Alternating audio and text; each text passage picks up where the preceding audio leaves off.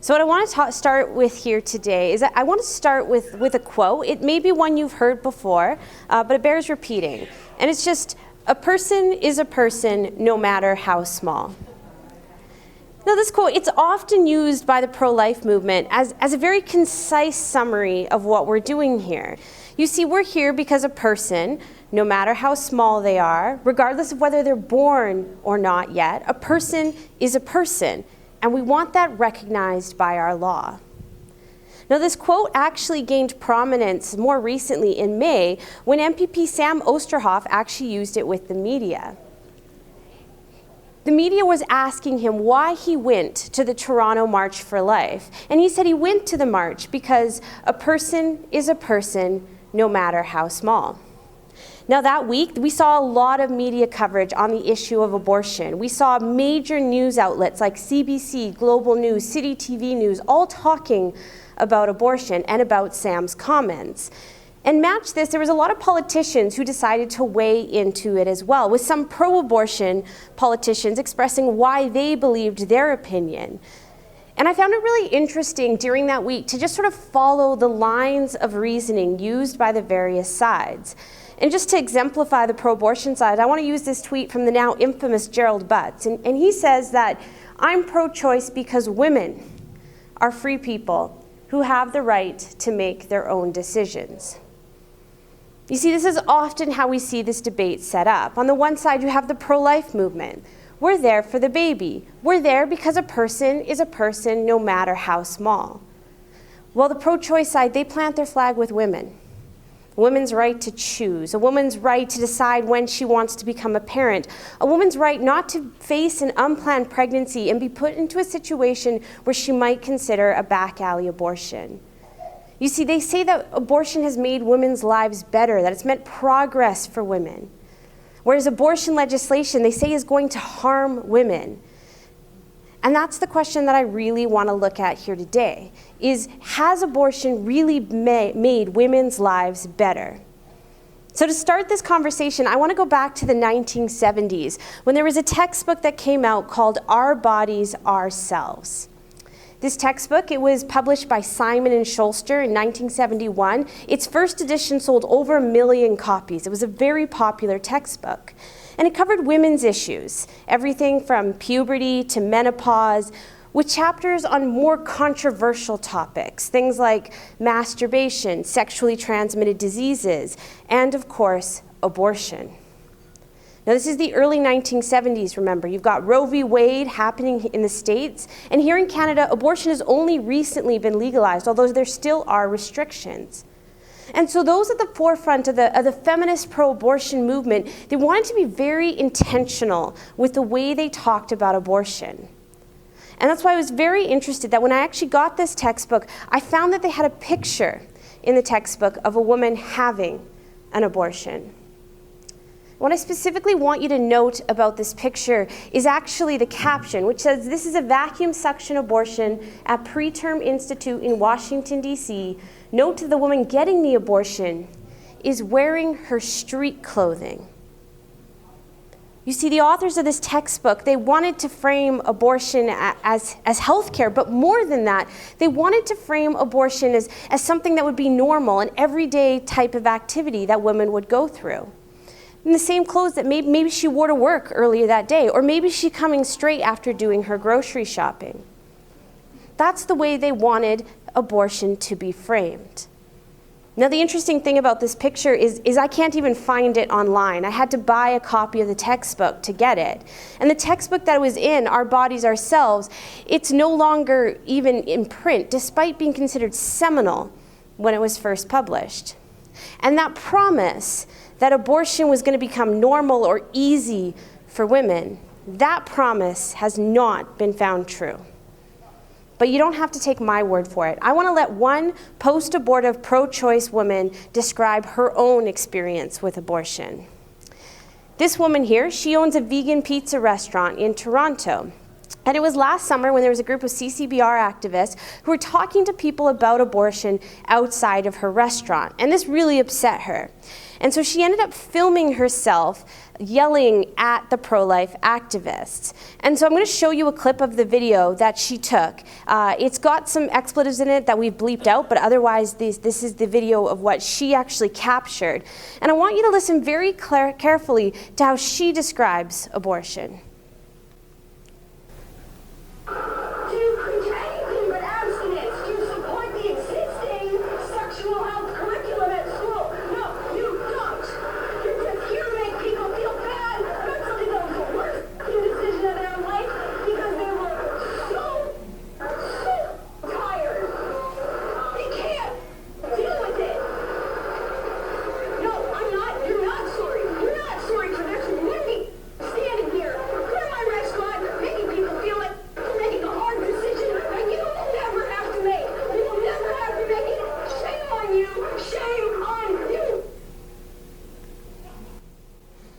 The first thing I just want to note about that video is she's obviously a very hurting woman, and my heart does really go out to her. But I don't know if you caught how she described abortion there in that rant. What she said is, you're just here to make people feel bad about something that was the worst decision of their lives. That's how she described abortion. It's hardly a ringing endorsement. There's a famous quote by Frederica Matthew Greens. No woman wants an abortion like she wants an ice cream cone or a Porsche. She wants an abortion like an animal caught in a trap wants to gnaw off its own leg.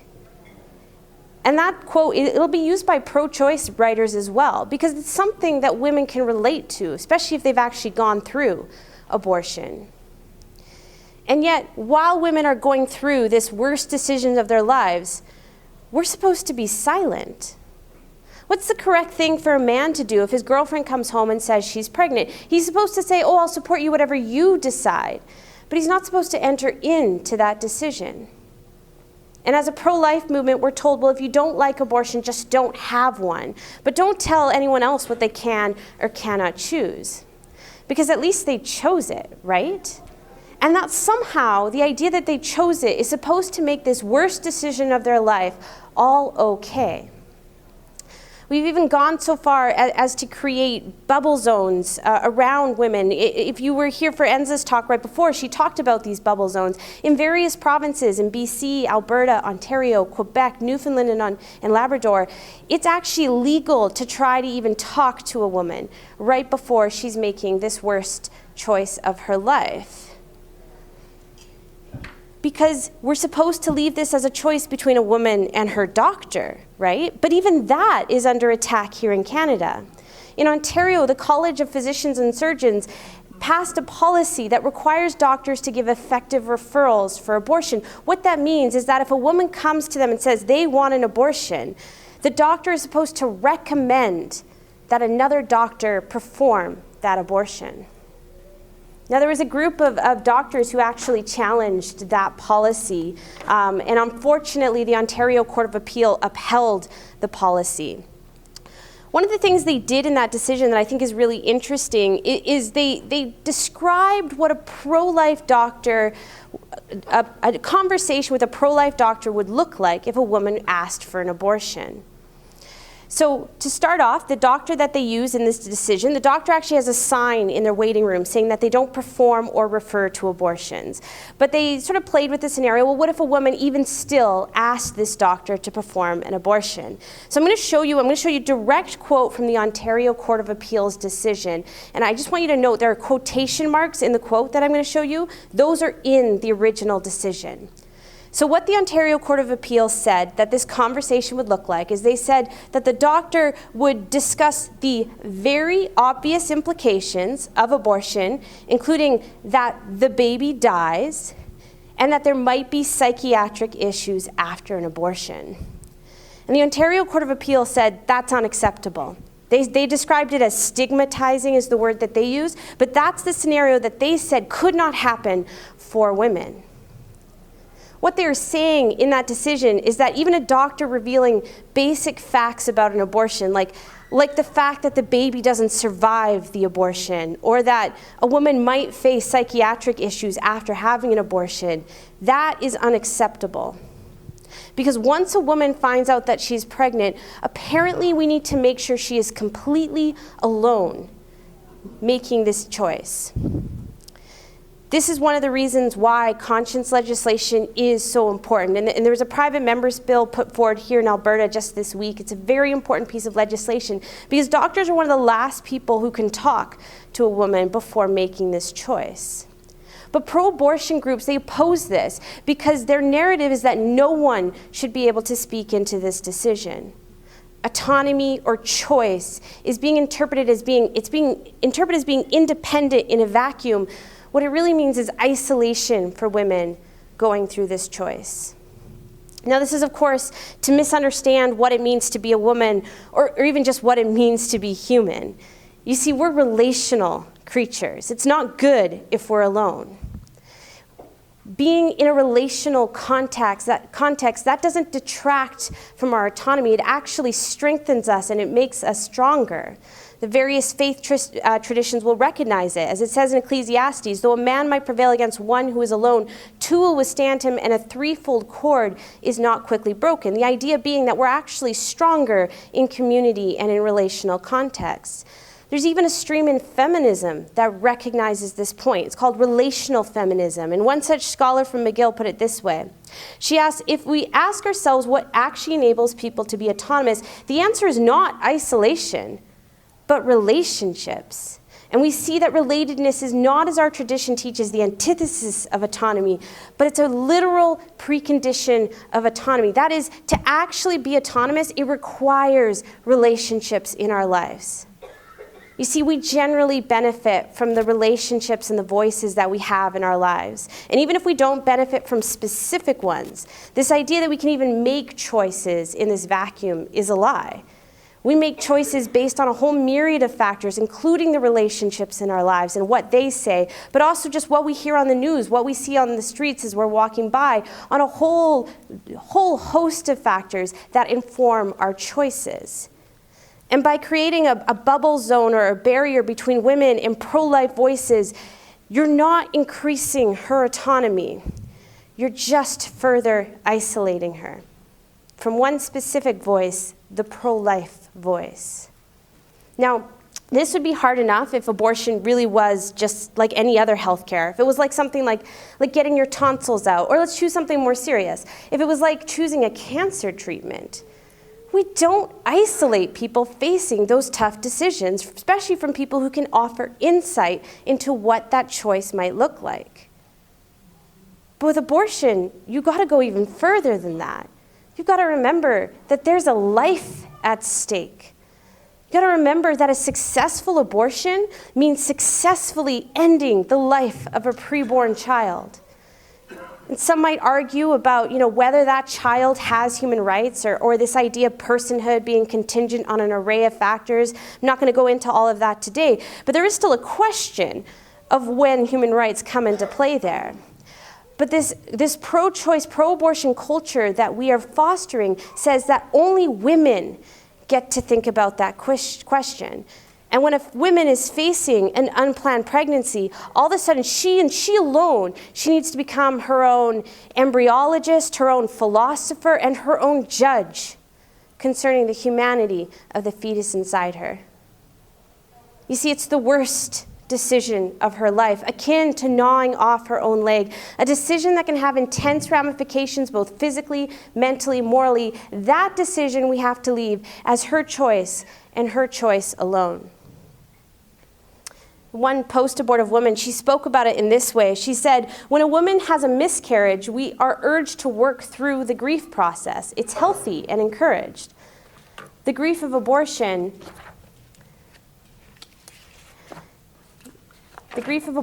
however, it's not readily acknowledged. She said, after all, I had brought this on myself. Did I really have any right to grieve? You see, she's dealing with the fact that it was her choice. But did that really make it better? Is it really better that as a society we'll walk away from women, leaving them to deal with this question all by themselves? No. We need to deal with this question as a society and stop leaving it on women's shoulders alone. You see, our goal is to help women. And the way we do that is by advocating for abortion legislation, advocating for legislation that deals with the question of when life begins and whether all lives really do have value. You see, we need a law because every day there are 300 preborn children who are losing their lives to abortion in this country. And we need a law because every day there are 300 women who are being abandoned and isolated by our law's silence. You see, it's not child versus woman, it's child and woman. And that is why we need abortion legislation here in this country. And yet Canada has the worst possible law on abortion. You see, Canada has no abortion law, which means that there is never a situation in Canada where there are legal repercussions for for performing an abortion. It is available and it's funded for whatever reasons. Women are being completely abandoned. And this has been the case since 1988, when the Supreme Court in the Morgentaler decision struck down Canada's previous abortion law. The courts affirmed Parliament's ability to pass an abortion law. But that hasn't happened, and it's been 30 years since we've had a law here in Canada. And I want to be very clear on what this lack of law means, because one of the points that we often get back is that we're being vague about what the law is, but we're not. The reality is Canada has no abortion law, and I want to tell two quick stories just to illustrate what I mean when I say that. The first story comes out of Montreal. There was a woman, she was about 31 weeks pregnant when she received a diagnosis that her child had a genetic abnormality. It wasn't a life-threatening one. The child was going to survive. It was unlikely that the child would walk, but she decided she wanted to have an abortion. So she went to a hospital there in Quebec and went to the ethics review board at the hospital. And the hospital actually said, no, we're not going to do an abortion for this reason. And so she went to another hospital, and again, she was actually declined, and the hospital said no. And then she went to a third hospital, and that third hospital said, yes, we will do it. And so that child was aborted at 35 weeks here in Canada. After that happened, the Quebec health minister was actually quite outraged. He gave comments to the media saying he was very upset. Not that the abortion had happened, but that there had been 2 hospitals who had said no to that point. The other story I want to tell is a friend I have in Toronto. She was about 16 weeks pregnant when her child, when she received the diagnosis of Down syndrome for her preborn child. And so as what happens in that situation, she went for a whole lot of diagnostic testing, and doctors almost immediately started to ask her, why don't you just have an abortion? Why don't you just try again, they said. She was like, no, this is my son. I want to keep him. And so the doctor who was actually going to deliver her child, he sat her down and he said, he walked her through all of what he thought her future would look like with a child with Down syndrome, painted a very bleak, inaccurate picture. And at the end of the conversation, he said, look, I can't force you to have an abortion. But he said, if you change your mind, he said, right up to 9 months, I can get that abortion done for you. He said, at my hospital, it goes to an ethics review board. But my ethics review board always decides in favor of abortion when it comes to Down syndrome. Canada has no abortion law. And that is a tragic reality in our country. We refuse to acknowledge the humanity of preborn children at any stage, and we've abandoned this decision onto the shoulders of women. And that's why the pro-life movement exists here. Is because we see this problem and we want to see this change. You see, change is in the air. As a movement, we are making progress, but we're talking about a long game. You see, we're here to permeate a culture that's been left to think that abortion is somehow pro-woman. We want to see change. But progress, it's going to take time, and progress, it's going to take efforts. And one of the things I want to charge you here today is instead of looking for big dramatic moments, look instead for the small acts of faithfulness. And you can find them. You see, change is happening here in Canada. Take MPP Oosterhoff's comments that I mentioned at the beginning. In that moment when he was talking to the media, he wasn't ending abortion. It wasn't a dramatic moment that changed everything. But what it was him being faithful with the opportunity he was given. And because he did that, more people were talking about abortion here in this country than they were before. You see, all across this country, you can see Canadians engaged in small acts of faithfulness in this movement, and that includes politically. You see, we're also not going to see laws change overnight. I want to see all human beings having their human rights protected by our law, but we need to start with where we are and working towards where we're going. And where we are is that the majority of Canadians, they're not comfortable with the status quo. The majority of Canadians would be appalled by the two stories I just told you. That the majority of Canadians do not support a complete abortion ban.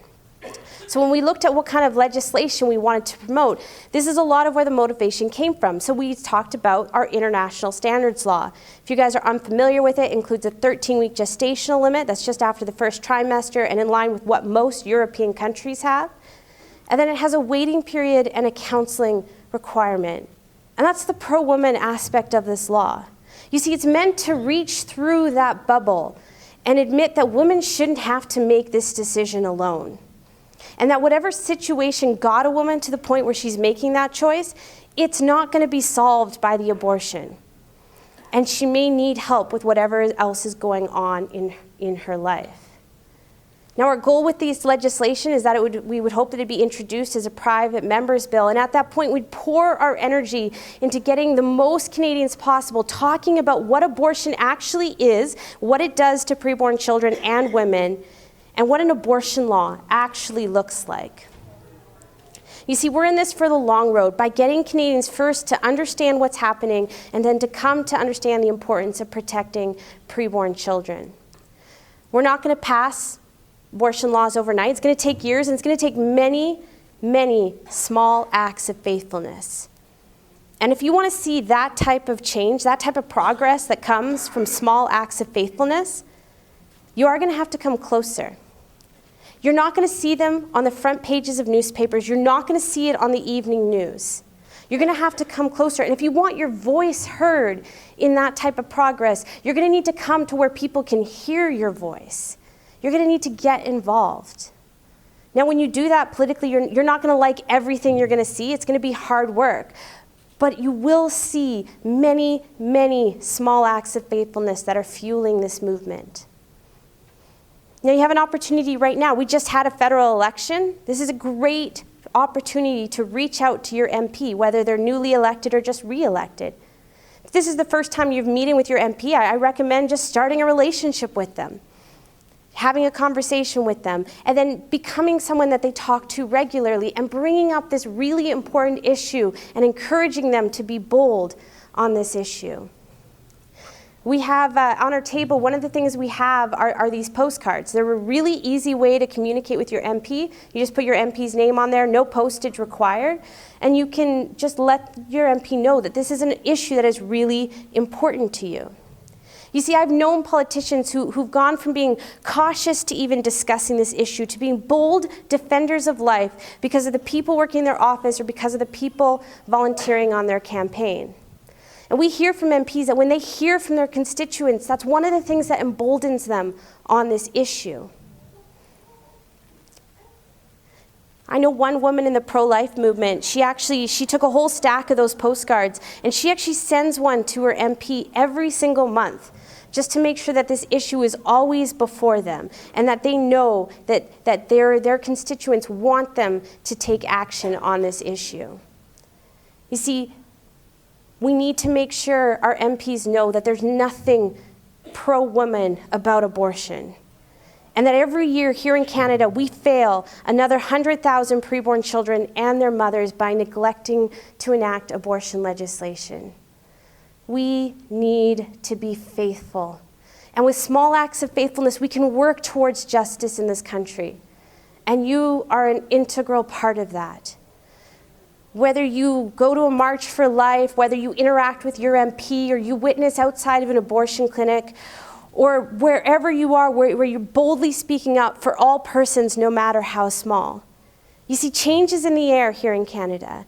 And it's very exciting to be a part of this movement, but I'm just so grateful for the way that you see across this country people being faithful as a part of this movement. Thank you.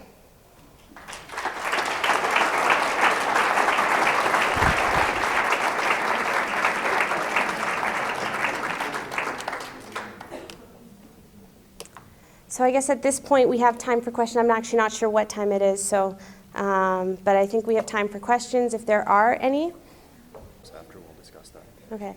Yeah, so this question here, I'm not sure I completely understand the context of this question, but the question is, within a law to be developed, would there be a provision or requirement for a doctor and a nurse to clearly state their value system of being pro-life or pro-abortion?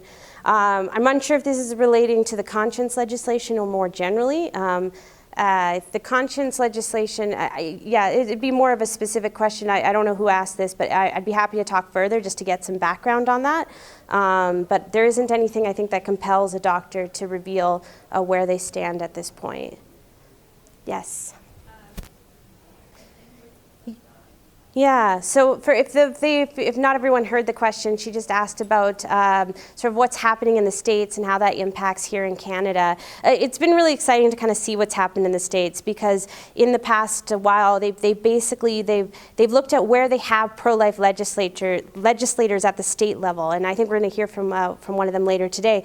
But they've basically been like, let's just pass as many laws as possible, even though we can't get a complete ban. Let's pass things like parental consent. Let's pass, informed consent legislation, and then you're starting to see things like, well, there's partial birth abortion, and then there was sort of the way they perform abortions to now you get the heartbeat bill, which is obviously quite a bit lower. Yeah, and I think that is part of the the motivation. I think they've really done that, where they've started with where they were at to sort of move the law into a direction that is more pro-life, and that's been very successful in the U.S. In sort of getting that ball rolling. So we do take some inspiration sort of with the movement there politically.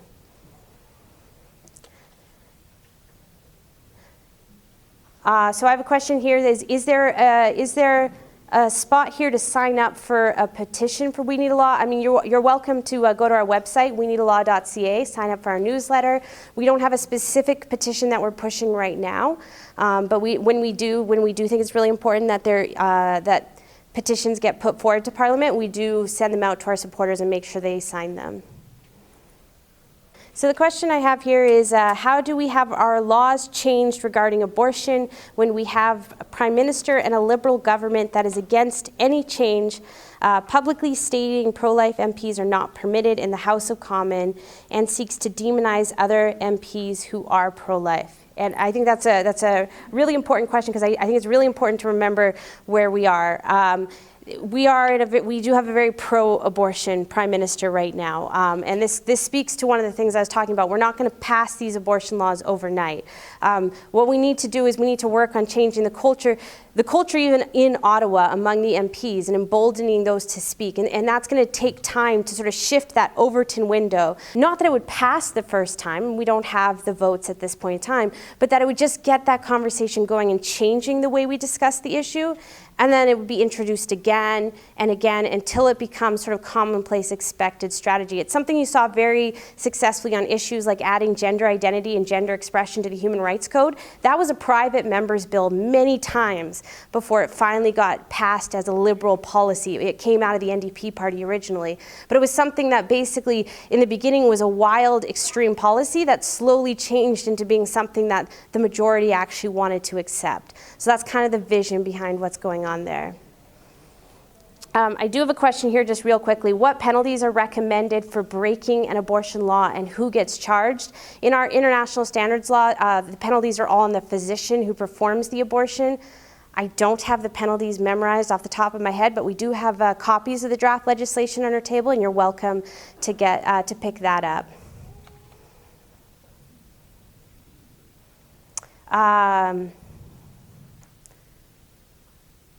So would an MP be allowed to bring up a motion in Parliament even if the party leader is opposed and doesn't want to touch it? That'll depend largely on which party it is and how the motion is brought forward. It's a far more detailed question that can be answered in a quick response. Should we reach out to MPs in other ridings that are not our ridings? Generally, no. Generally, the best thing to do is to develop that relationship with your own MP. There are a few exceptions to that, like when an MP brings forward a bill and you want to encourage them, like it can be useful, or if they're a minister on a file. But for most of your focus and your energy, you can have the most effect by developing that personal relationship with your own MP. Do you have more, or I'm happy to keep going? Regarding abortion, I can't wait fast. Is anyone coaching MPs on how to respond to questions asked by media regarding abortion? There's lots of things happening with pro-life MPs on Parliament. I can't speak to all of them, but there is definitely a lot of work going into that and to helping pro-life MPs and assisting them in whatever way we can. What time are we at, by the way? I don't want to go over. 11:33. Okay, I think I can do more if you have some. You want to look at a couple or just go with that one? The bottom one? Yeah. Oh yeah, I love this question. Okay, can you please explain the jurisdiction of the Canada Health Act? I feel like our provincial government always says that it can't be more proactive because of abortion is a federal issue. So the Canada Health, okay, there's a couple different questions there in that question. I was just pulling up the Wikipedia law on Canada's abortion law earlier today for a conversation with someone. And one of the things it says there are no federal, or there are no limitations on abortion. I forget exactly how they say it, but they say it's governed and funded by the Canada Health Act. That's completely inaccurate. So the Canada Health Act is a law, a federal law, that says that they can give money to the provinces. That's all it does, because you see, healthcare is a provincial issue. And what happened, this is not related to abortion at all, but what happened is basically the provinces were having trouble funding their own health system, and they wanted help from the federal government. And the federal government passed the Canada Health Act and said, okay, we will give you money to help fund your healthcare system as long as you meet a few criteria. And it's basically what keeps our medical system a socialized medical system. So it has to do with accessibility, universality, and comprehensibility. Now, it's all very vague, because what the Act actually requires is that the provinces cover all medically necessary procedures, and I know that sounds like really easy words to understand, but lawyers can make things really complicated, and we've done that with these words, so it's all very complicated. The short answer is, at this point, under the Canada Health Act and the various provincial laws that we have, provinces have laws that require them to fund abortions in hospitals, but not in clinics. And this is a really important issue, because the one clinic that is not publicly funded at all in New Brunswick, they're putting up quite a push right now to get the province to fund abortions in that clinic. And it's really important that doesn't happen, and that province stands strong, and they're completely within their right to not fund abortions in the clinic. But that's sort of an ongoing issue happening right now. Oh, this is kind of related, and to the half of the question I didn't answer. Does it have to be a federal law, or could it be provincial? So in terms of the criminal law, so I talked about health law being provincial, but criminal law is federal. And traditionally and if you look around the world, abortion legislation is generally viewed as a criminal law. That's where it's generally done. So in terms of a criminal law, that needs to be a federal law. There are tons of things that provinces can still do on this file, including funding, like I just talked about. Parental consent would be provincial. Even like this conscience legislation is not directly related to abortion, but it's still a good thing. Lots of issues like that would all be things that provincial governments could look at. These are both hard questions. Okay, so do you think a change of the Conservative leader would help? So we're nonpartisan, so we're not going to directly comment on sort of any partisan politics in all this. Yeah, that's the quick answer to that from a We Need a Law perspective. Any legal action we can take against Facebook for their censorship of pro-life stuff? That also is far more complicated. I mean, you're not going to have a charter right against Facebook. It's a private company. There is still lots of things that can be done. We've had more issues with something called ad standards. I don't know if any of you guys have had interactions with them. But basically, we put up billboards. We put up Canada's no abortion law on billboards across the country. And people complained that they were inaccurate. And so they complained to a body called Ad Standards, which Ad Standards is not a government body at all. It's actually a private sort of regulatory body where advertising companies like Pattison and Lamar, they send all their complaints there to sort of give this supposedly neutral perspective on the ads and whether they're inaccurate, discriminatory, and things like that. What makes it very difficult there is we can't actually sue Ad Standards because the charter doesn't apply to them. So that's something that we're actually working on quite now. We're working on fighting it because we had these on bus ads in London, so we are able to sue the city that took them down. It's more complicated. I'm happy to talk further if anyone else is interested in this, but just to put it in sum, like censorship is a real problem. We need to be able to say our message publicly, and that's something that I think the pro-life movement should be very concerned about right now. So I do think that's all the time that I have, so we'll wrap it up there. I am available. I'll be by my table if anyone has any other questions. I'll also be at the Intentional Networking event later on. Again, happy to talk about any of this further. So thank you very much.